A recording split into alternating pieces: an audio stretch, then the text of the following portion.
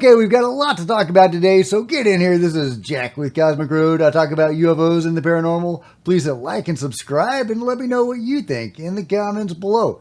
Yeah, look at this. This is wild. What is going on here? To give you some context, Wixie says, watch this orb take off that fast. It leaves behind clouds of mist and vapor from hitting the accelerator way too hard. Yeah, okay, all right, let's watch this again. This is amazing. I love it. Yeah, so just sudden acceleration of speed, and then that happens. What? That is awesome. That is an awesome capture. Now, do you think this could be BS? Is this faked? What is going on here? To me, this looks legit. It looks anomalous. I can't explain that with a drone or a bird or a raccoon. So, yeah, what's going on here? Let me know what do you think. Is this genuinely anomalous? Is this explainable by mundane reasons? And if it is anomalous, what exactly is happening? Yeah, I mean, I've seen fast-moving UFOs before, but I haven't seen quite that phenomenon before. So, yeah, I would love for you guys to share your own thoughts on what we are looking at in that amazing video. And thanks for posting that Wixie. Meanwhile, Representative Nancy Mace says, I trust Donald Trump about his claims about the FAA authorized drones. Matt Laszlo asked Nancy Mace, do you buy what the White House is claiming that the FAA knew and approved all the drones flying over New Jersey? Nancy Mace says, Trump said that? Yes, I believe him. He came out and said he would disclose it, and then he did. Well, he didn't disclose anything. Caught our ear. We can always probe the people in the Biden administration, she says. Why the obfuscation? Why do that? We had drones over bases in South Carolina during that time, and why all the confusion? Why the danger? Why alarm people? Yeah, okay, so obviously, the FAA authorized narrative is BS. Now, I've said before, I understand why they feel obligated to lie about it. That would be UFO disclosure. And it would be catastrophic UFO disclosure because these objects are running around all over the world, shutting down airports and military installations. In the U.S., they forced the relocation of fighter jets from one base to another base. There was drone activity, mystery drone activity over one base, and they relocated those jets to another base. Now, I'm very curious why they felt those jets would be more secure at that other base. I think that's a really intriguing question. Did they have better anti-drone technology or anti-UFO technology there? Were they working with some beings that were on that base and that would have discouraged the mystery drones from interfering with them? Anyway, but yeah, so obviously not FAA authorized vehicles if they're running around the world shutting down bases.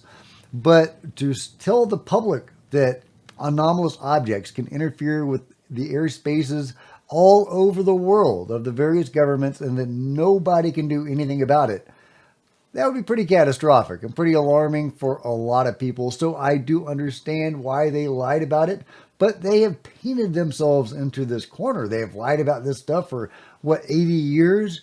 And to suddenly rip the Band-Aid off, that suddenly would be a lot for a lot of people. So I get why the lie, but they've done it to themselves. The people deserve to know the truth. This is stuff that is interfering with our airspace. People do deserve to know the truth, and it's discouraging that Nancy Mace is at least publicly saying that she buys the line that this is FAA-approved vehicles.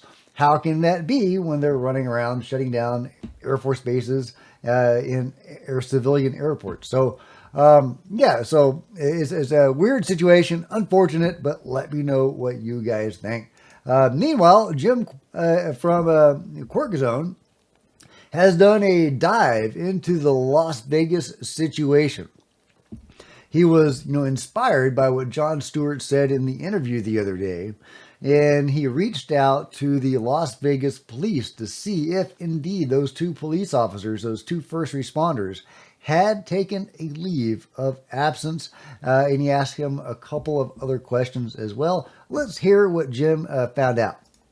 But of course, I wanted to get to the bottom of what John Stewart had stated on Cosmic Road a couple of days ago. And basically, what he said was he said that he had learned through a very reliable source that the two investigating officers of that incident, which occurred during the late night hours of April 30th, 2023, and the early morning hours of May 1st, 2023, he had heard that those two officers were freaked out by what occurred, and they didn't return to work. Two of them, and they still hadn't returned to work.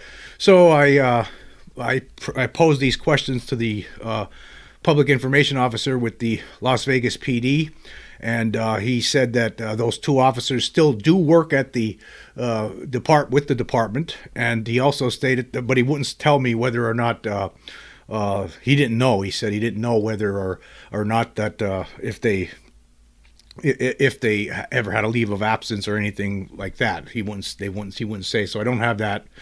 And then I asked if I could interview those two officers, and he told me that it's not permitted, and that they're not trained to do interviews with anyone. So that's that we're not going to get any sort of interviews with the police officers, not at this time anyhow. He goes on to ask them about the body camera footage and if we're ever going to get the body camera footage. And they said, no, there's no way to get the body camera footage without, violating the privacy of those individuals. I don't know how that's a violation of privacy. You can go online and you can find aerials of that backyard. You can find every inch of that backyard. I'm sure most of us have seen aerials of the Las Vegas family's backyard. And if not, detailed, analyses of what happened in that backyard. So I think that's a BS excuse. Also, Jim says it may depend on the owner of the property if he would authorize the release of that. So I wonder if that is something that could be possible in the days ahead. No surprise that we can't get any real information from the police force. Doesn't surprise me at all. It sounds like those officers are still employed by the police force, but we don't know if they are on administrative leave or if they ever took any sort of leave of absence. But good on Jim for reaching out to him and trying to get some answers. Hopefully we'll get better answers in the days ahead. Meanwhile, Casper Site was also talking about the Las Vegas situation, and he gave Cosmic Road a shout out. So, thank you, Casper Site. And he goes on to say this. Now, I've tried searching the names of these people. I can't find their names. He's talking about the police officers, again, trying to corroborate John Stewart's information. And it does say something like, their names have been protected, right, looked after. But it is still very interesting how the chest cam footage hasn't been released of what they saw. That is still very strange. But if you want to go and check out the whole, it's only like a 10-minute section of the whole interview, but it's quite an interesting listen. Okay. Yeah, talking about the interview with John on Cosmic Road. So yeah, thanks for the shout out there, Casper Site. Really interesting that he reached out to try to find information about the police officers, but couldn't find much out. And as Jim from Quirk Zone says, they were not trained in how to give interviews. So that's interesting that police officers have to be trained in that. I don't know if that's standard for all police officers, but if you do, let me know in the comments below. Meanwhile, we've got to talk about the megastructures under the Giza Plateau. I'm just super fascinated by the story about the huge megastructure that may be under the Khafre Pyramid. I can't wait for the next shoe to drop on that story, but maybe it's already dropped. Trevor Grassi says, here is the shot no one is talking about from the Khafre Project press conference. This is an image beneath the Great Pyramid, showing similar structures to what they found under the Khafre Pyramid, but with one huge central shaft. So instead of the 6 or 8 giant shafts going down, to the big cube chambers nearly a kilometer under the Giza Plateau. That's what the researchers found. Well, they found one central shaft below the Great Pyramid. So is this the next shoe to drop? Is this the next big piece of juicy information about the megastructure story under the Giza Plateau? I think this is super cool, super fascinating. Again, we need some corroboration on all of this. This is such a fun story, but I want this to be verified by other researchers and, ideally even get some digging done. Go down there and find out what the hell is down there. Meanwhile, on Spaced Out Radio, John Ramirez clarifies what he meant by something big coming in 2027. And I reiterated, I defer to the channelers. I don't know what's going to happen in 2027. The channelers seem to be talking about it. I did say that I referenced Louis Elizondo, told him that in 2022, that same year that I talked to these folks in the skiff, stated that we should engage in a hobby for 5 years and all will come out by then. So I gave that out. And 5 years from 2022 is 2027. So maybe it's some kind of disclosure timetable. But when they further pressed me for my personal opinion, and I said, I personally hope that these NHI beings might make their presence known by then, that they control disclosure, not humans. They can show up anytime they want to. They chosen not to, but suppose they do show up in 2027, then it behooves the American government to start disclosing everything it knows about NHI and their technologies now. Okay, so that's what he meant by 2027, apparently not talking about anything definitive or concrete. He doesn't know of a big mothership that's coming in 2027. He was specifically referring to what Lou Elizondo said about getting a hobby for 5 years. And he also mentioned some channelers and how they were able to, somehow discern that 2027 was going to be a significant year. So I'd be really curious to know what channelers he's talking about and what that information specifically is. And if you do, let me know and I'll dive into that.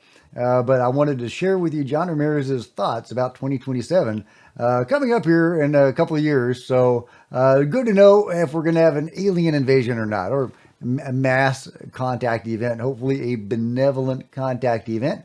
Of course, it could come sooner than that. Chris Bledsoe seems to believe that the lady might show up to the public on Easter 2026.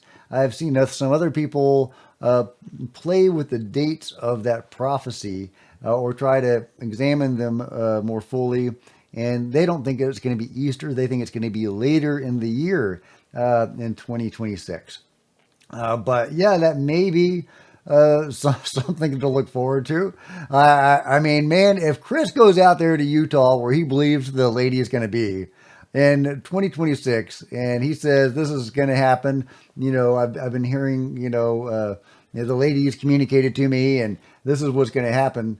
I would be very tempted to go out and get some camping gear and go camp out there and wait for the arrival of the lady. Would that be amazing? And I bet I wouldn't be alone either. That would be an incredible thing to experience. But will it happen? Let me know your thoughts in the comments below. Meanwhile, Dean Johnson gives us an update on events in Congress. He says, Congress update. The House Oversight Committee's task force on the declassification of federal secrets plans a UAP-related hearing the week of May 12th. It will not be a full oversight committee hearing, a committee spokesperson told me. The oversight, and so, that's fine as long as it's the task force asking questions to people under oath. Hopefully people that are actually part of the UFO crash retrieval and reverse engineering programs, as long as it's direct participants of these programs coming forward under oath in Congress. That's the significant thing. Now, it'd be even more significant if they were able to bring some sort of evidence with them, some photos, some videos, some files that can be declassified and shared with the people.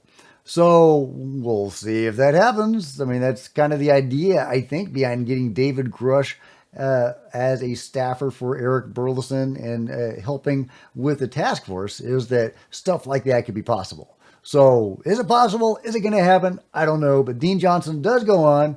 He says the Oversight Committee on Military and Foreign Affairs, chaired by Representative William Timmons, will hold a hearing on unauthorized drone activity over U.S. military installations on April 29th, with witnesses representing the Joint Chiefs of Staff, Department of Defense, and FAA. And in this article, he goes into a little bit more detail. U.S. agencies' confusion over who is responsible for countering increased drone activity severely hinders our military's ability to respond to threats in real time. This is from Chairman Timmons.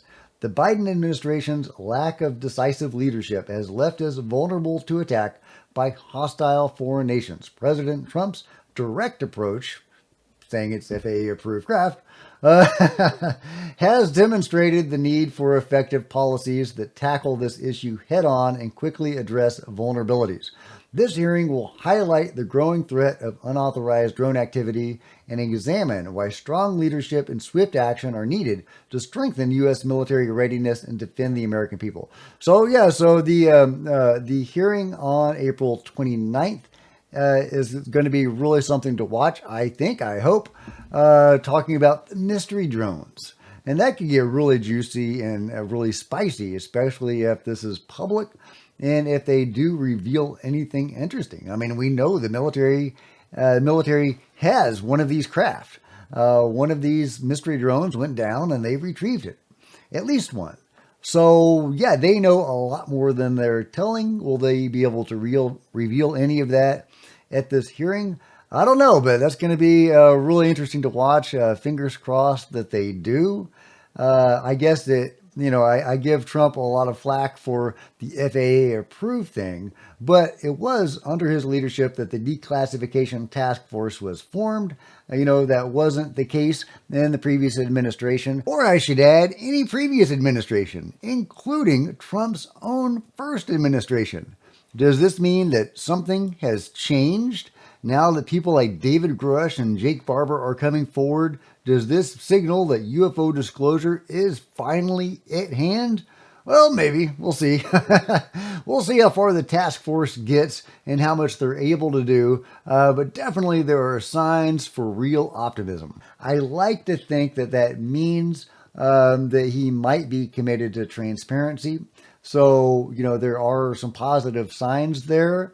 And maybe they're waiting for information to come out and be corroborated and examined, like with this, craft that they have in their possession before coming out with, more robust information. I sure hope so. But I guess we'll find out in the near future. Speaking of what the military knows, John Greenwald says, one of my favorite parts from yesterday's FOIA document dump, the UAP task force gave monthly updates to the Navy Undersecretary, who then reported to the Deputy Defense Secretary. Also, biweekly informal reports to the Director Naval Intelligence Activity. And he filed those FOIA requests, and good on you, John, for doing that. Now, this is written by Scott Bray. He's Heckle or Jekyll, depending. I call Bray and Moultrie Heckle and Jekyll for their horrible presentation at the first UFO hearing in recent times. But this is, Scott Bray, who did indeed say the UAP task force will provide the Director Naval Intelligence Activity with informal biweekly progress reports and will provide a formal written report monthly via the chain of command to the Undersecretary of the Navy in support of the Undersecretary of Navy's reporting requirement to the Deputy Secretary of Defense. Now, he does say the task force will provide. They were directed to provide. Do we have any evidence that they actually did provide? That would be interesting. And if so, did Bray know about it? Well, what exactly did he know? He seemed to be under orders to debunk stuff and to lie to Congress along with Moultrie, and that's exactly what they did. That's why I call them Heckle and Jekyll. But it's very interesting that at least the task force may have been briefing the military on what they were finding. Meanwhile, Forgotten History says, look at the size of some of these stones at, I'm not going to do it, guys. At that word right there. Okay, no, I'm not going to do it. I'm not going to do it. Look at the size of these stones compared to a human. Some apparently weigh 200 tons. How do you think they cut and move them? Yeah, look at those massive stones all fitted together like that. And they find, similar examples to that all over the world. It's nuts. Yeah, something was going on in the ancient world that we don't know. Did it involve megastructures under the Giza Plateau? Man, I hope so. I think that's just so cool, guys. You think we'll ever get any confirmation on that? Maybe we will. Last but not least, a dog that was raised by cats and tries to bark.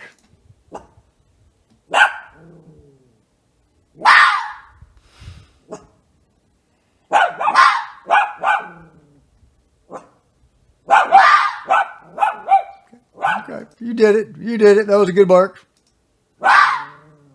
Yeah. Medium bark. Okay, let me know what you think about this fantastic barking dog and everything else covered today in the comments below. Like and subscribe. Hit the bell to be notified of future videos. You don't want to miss a thing. Join me on social media, Facebook, Twitter, Discord, and Rumble, links below. Love to see you guys there. If you want to support Cosmic Road in a bigger way, grab a coffee mug or a t-shirt in the merch store. Become a channel member. Channel members are rock stars, and I really do appreciate your support. Thank you. Meanwhile, there are plenty of other videos on the channel, and I'll see you next time. This is Jack with Cosmic Road, signing out.